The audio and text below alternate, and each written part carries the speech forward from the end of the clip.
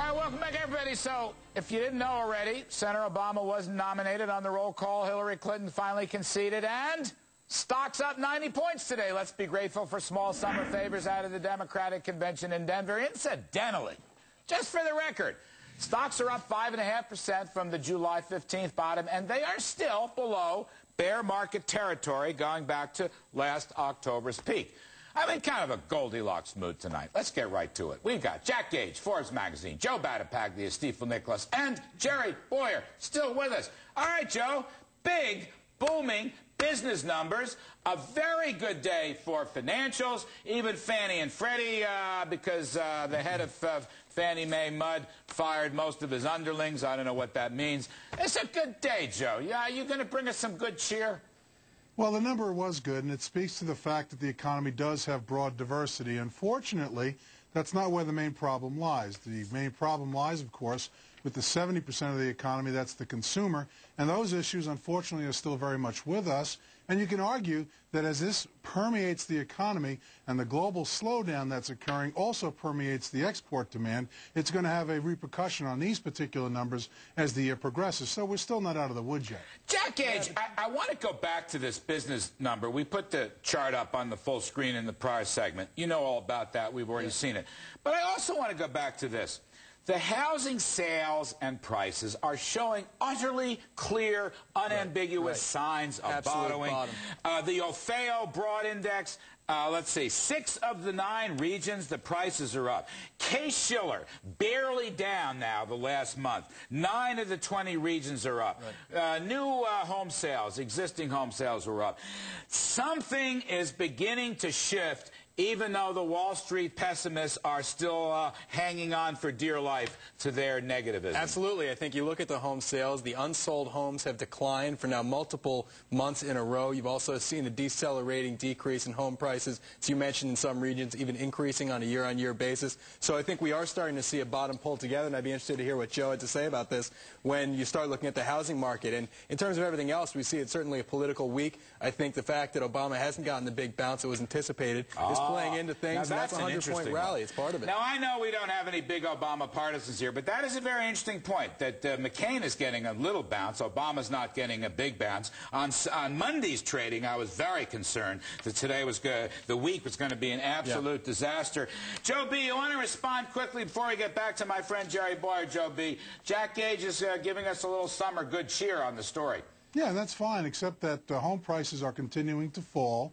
The inventory has risen, hasn't fallen, and the amount of write-offs continues to expand. And the credit card companies, whether you talk about American Express or a bank like J.P. Morgan, have all said that they're writing off more because their delinquencies are rising. And as long as those trends continue, you're going to have trouble in the system. Today was a great day for Amex. Good day for Bank of America. Yeah, but you're talking about it from the drop of 30, 40, 50, or in some cases 70% in the market value of these stocks. You're talking about today in a context that we're lower now than when we started the week. So which do you want to have? It's a week that's relatively shortened by vacations. No big bets are going to be made. And one of the things that's clear so far is that there's nothing stimulative coming out of either party as it relates to the economy. I couldn't disagree more, Joe. Look, we're going to have big news in the market on Monday when we see who the VP pick for McCain is going to be. If it is a big economic player, in the United States? That's going to be... Please. What's that?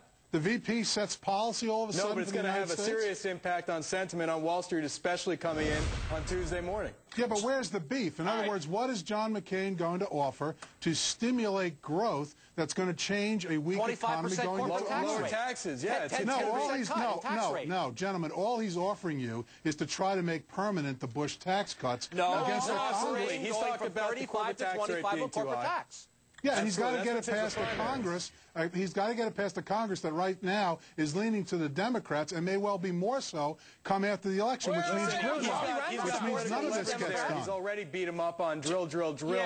I think the taxes thing, if they're going to stand between the American people and keeping more of their paychecks, even shareholders, the corporate tax rate, double taxation. But gentlemen, the Democrats have already done that. Jerry Bowyer, pick up on this for me, because drill, drill, drill, we haven't said enough about it this week. I want to go back to drill, drill, drill. Jerry, retailers are up 20% since the recent July 15th bottom of about 6 weeks ago. This is drill, drill, drill. Right. Lower oil and gasoline prices solve consumers. They solve mortgage payments. They solve credit, Jerry. They're good for retailers. They're good for financials. Right. They're good for the banks that own those mortgages. Right. This is still Good for the airlines, most good for underrated trucking. story, Right. Jerry.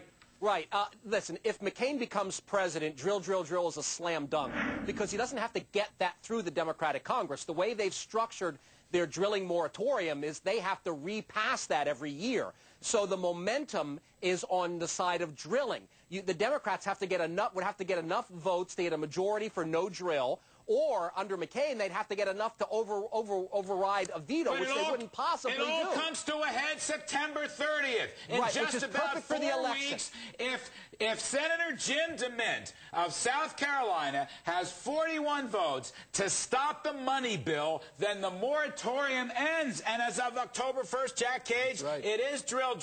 That could And the be whole worth month of 20 October bucks is lower about on that the issue. oil price. No question about it. Just talking about it has already driven the price down, and we've seen it insulate the American consumer from a hit on the Russia-Georgia conflict. We've seen it already with the hurricane coming in. It's still at 120. These are big things that it's insulating us from. Gentlemen, the credit contraction began with oil prices at about $65 a barrel.